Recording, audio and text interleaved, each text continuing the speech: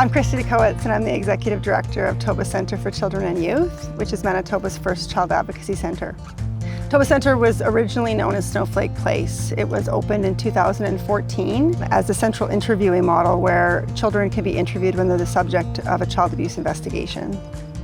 We're building a child advocacy centre here for the children and families of Manitoba impacted by abuse. It's a coordinated response to child abuse and will house a whole variety of professionals who are necessary to that response. We're creating an environment where community can support kids and that community can receive kids who've been hurt and help them recover. The Toba Centre project is incredibly important because it shows the transformative power of design and architecture to make the difference in the life of a child, a family, and community. When I was introduced to the Toba Centre and their cause, it hit me at the very core. You realized that there was something that really needed to be done. As a community-minded company, as a community-minded individual, you just knew you had to step up and help them deliver.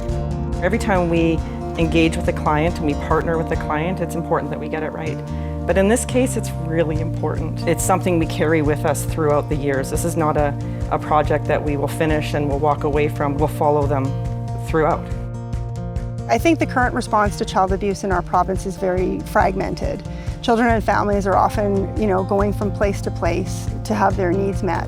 This environment will allow us to receive children and their families in a way that we can gather around them and support them and make sure their needs are met.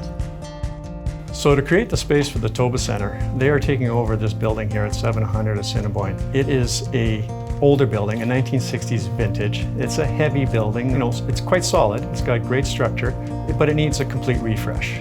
Its language is incredibly institutional.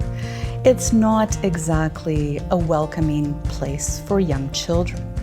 So that was the challenge in front of us. Trauma-informed design is really about looking about the mental and the psychological aspects of a space. We understand that not everybody comes at this with the same perspective or the same lens, and not everybody deals with things in the same way.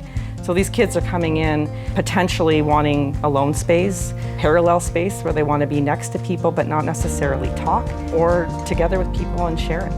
So we wanted to create opportunities throughout the building where they have the opportunity to do that, both on the interior and the exterior.